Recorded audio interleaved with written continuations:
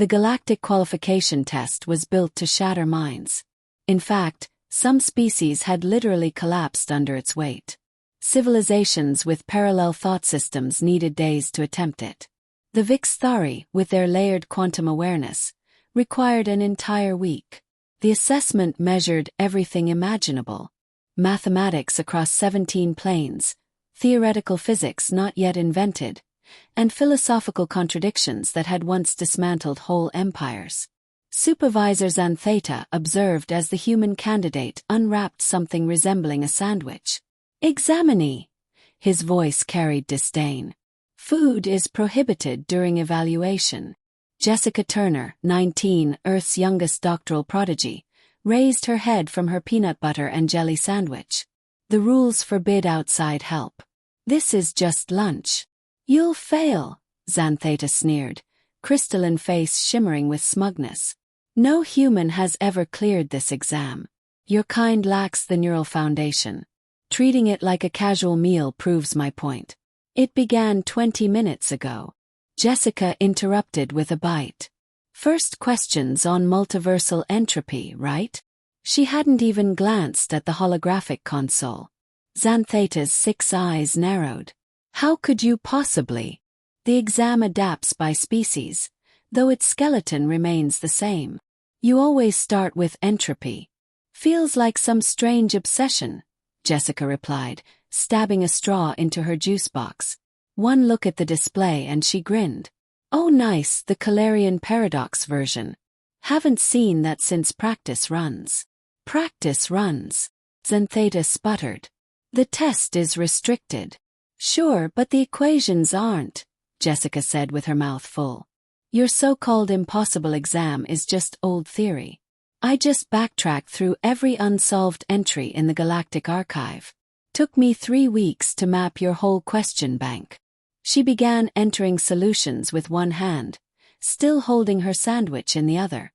"Question 2, nonlinear temporal mechanics," she said casually, sipping juice. "Trick setup. Time doesn't exist in the way you assume." Question 3, measuring hive mind awareness. "Another trap.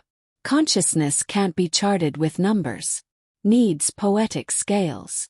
Xantheta watched, horrified, as the girl sped through the problems, pausing only to crunch a bite or sip her drink. "Question 47's broken, by the way," Jessica noted. "It assumes the Gathian constant is fixed. It's not. It shifts depending on metabolism. I noticed your unsolvable puzzles all cracked if the authors were silicon-based with a particular metabolic rate." The proctor's body flickered. His kind sign of panic. "That is restricted data about the committee."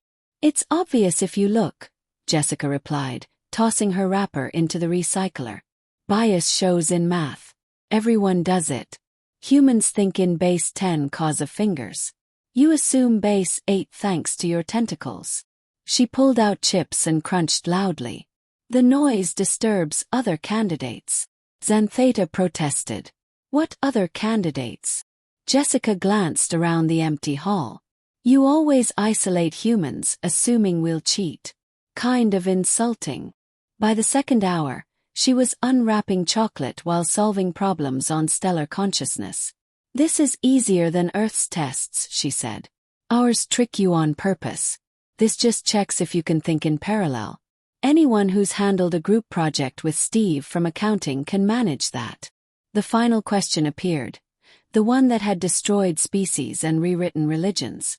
The ultimate riddle of existence. Jessica read it, laughed and wrote, 42 without irony. Then added, "The question's flawed. Presumes existence requires meaning. Sometimes things simply are. This sandwich was just lunch, but it still nourished me.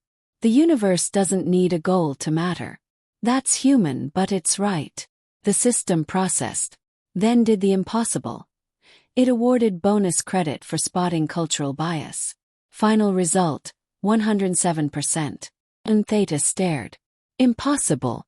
Maximum is 100. "Yeah, but I corrected 3 problems and improved 2 frameworks. Extra 7% for fixing your work." Jessica stretched, pulling another juice box. "Oh, And question 89 on faster-than-light communication. Humans solved it last year. We're just keeping quiet while we eavesdrop on your secure channels. That's how I knew about your entropy fetish. As she walked out, Jessica smiled. Thanks for the quiet lunch spot. Hard to find around here. The official report ran 17 pages. The unofficial one was shorter. A human treated the galaxy's most brutal test like a snack break, and won. Earth received certification that day with a side request.